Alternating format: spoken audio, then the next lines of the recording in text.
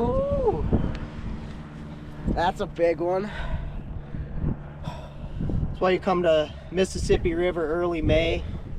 Alright, welcome back to another episode of Smith Fishing Outdoors.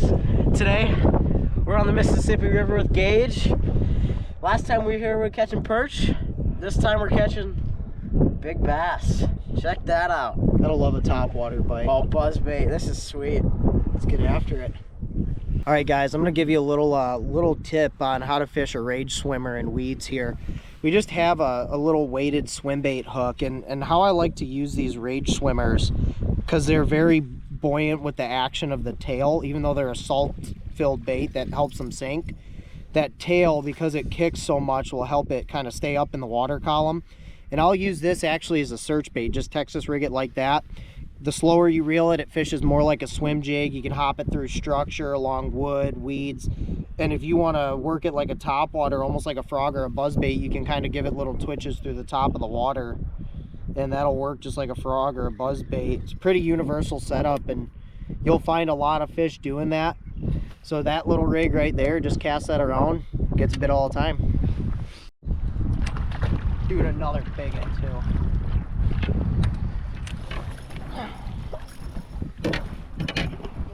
Oh, come here, big girl. There we go. Not a big one, big male, but that's how you want them eating it. Top dead center of the head every time. That's how you know they're out here. I think these bass are actually post-spawn fry garters, just protecting their beds. But beautiful fish. Oh yeah. Okay. So guys, one thing when you're on the river, it can be daunting when you're looking at all this shallow water. I'm gonna let this fish go quick, but what we're actually in is just a little bit deeper channel. This happens to be a beaver run, but anywhere you find even a half-foot difference, those fish will congregate to that little bit deeper water. And you're looking for good, clean water with a combination of... there you go, fish. There you go. Let's pound down here because we're in a good spot. Get him. That's a bass too. He waked on and just crushed it. Yeah, that's a good one too. Good shot, man. Nice. It's a solid fish. Oh yeah. Look at him. There you go. Just crushed it.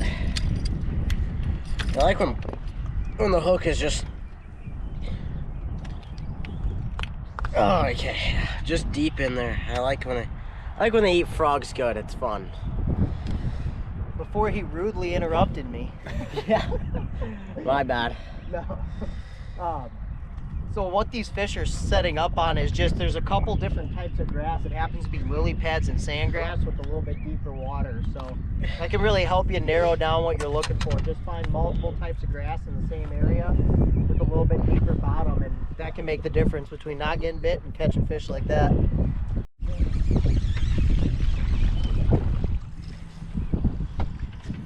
Woo! Oh yeah, that's a, oh, but he's got both the frog hooks right in his nostrils. Love that.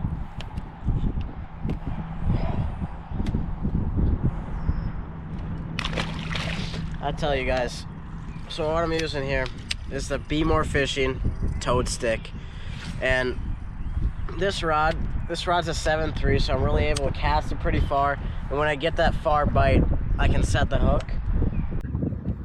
Is anybody home? They were home. Hopefully they're not going to smack us in the face. Mr. Beaver? Feels good? Yeah.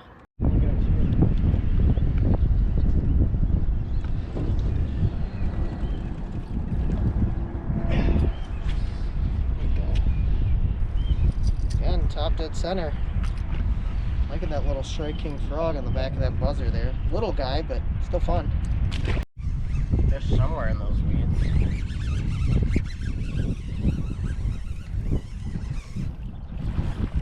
Right away.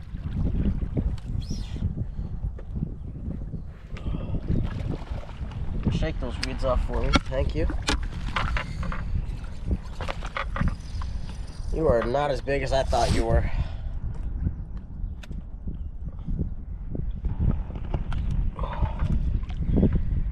just a cute little guy, but he's still fun. Oh. Alright guys, so this time of the year, you really got two options, either smallmouth fishing or largemouth. We're targeting largemouth today, and the things that really help us with our largemouth, figuring out where they bed, is good clean bottom, either hard packed sand or gravel type banks. You want a combination of weeds and ideally wood. If you can find those things, that's where these largemouth like to sit, regardless of what pool you're on or where. So that's kind of what we're looking for now, breaking down some water, trying to find a couple more bedfish pulling up. Decent. Crushed it. Oh wow. Smallmouth on stumps. Pretty. Baby. How about that? Oh, thunder cricket action right to the face.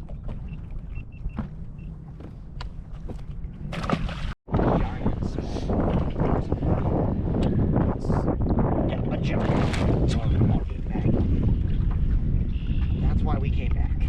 It's all timing on the river, guys. Fished this spot earlier today. Wind was blowing, no bites. Come back. Popped two smallmouth right away, and this one's a big girl.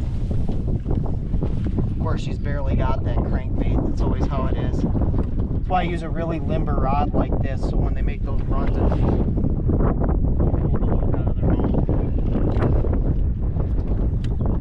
God, they feel so big in the curve. Oh, she's got me. Gosh.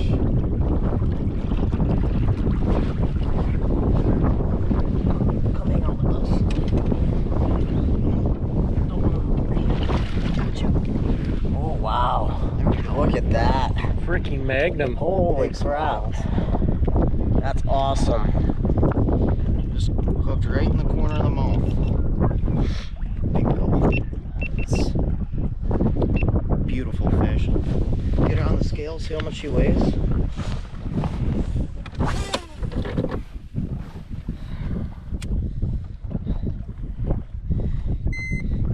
You know, this time of the year too, largemouth and smallmouth are spawning together. And there's a couple areas where you can find them grouped up together, and this is definitely one of them.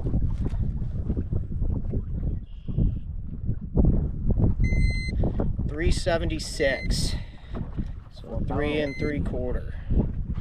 It's not a bad one. How you know you're on the right quality perch when you can lip them like a bass. 1, 2, And you catch them on a net rig. 7 bars. 7 bars on a dead rig. Net head, baby. Largy. Oh, largy, yep. Like I was saying, they'll school up together on some of these spots that... Oh, KVD 1.5 in the face. We're catching on a little bit of everything today. Literally everything. Everything from frogs and buzzbaits to worms to square bills.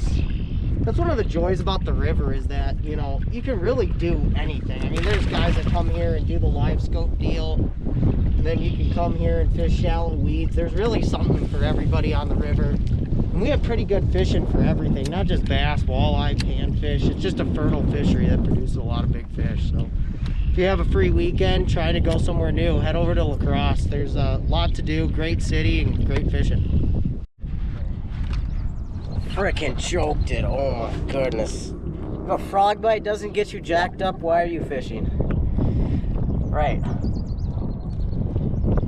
If a frog bite doesn't get you jacked up, why are you fishing? What are you talking about, dude? Live scoping's the best. Oh, this guy. Boom.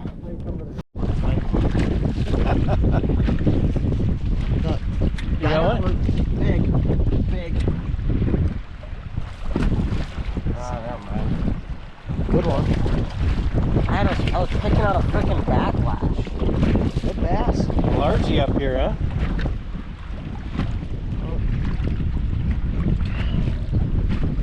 Look at that. That's a fat one. Look at the belly on him.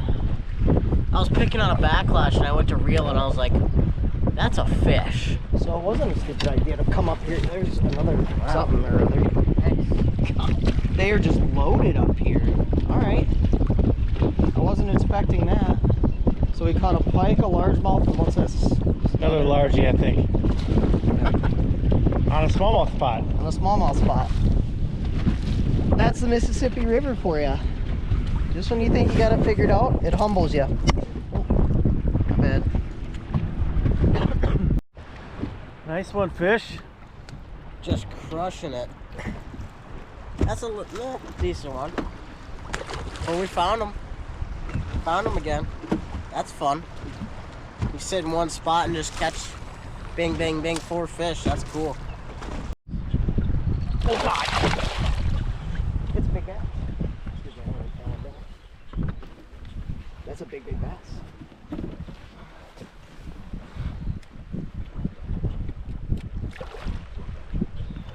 Barely hooked, of course. Like they always are on a crankbait. Yeah, that's why you use a limber and rod like that.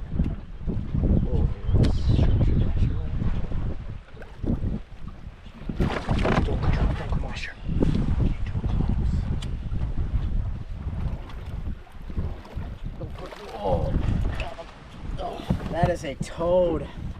nice 3.5 plus there. Nice one. Wow. That square bill's been getting it done for us today. What do you think, Fisher? Well, I think we should end it on that one. That is just a toad. Pretty hard to beat. Nice square bill fish. You can't go wrong with a nice fish like that. No. Well, if anybody has any questions, we'll link all of your social medias probably right down below. Yeah. And It's a fun day with Gage.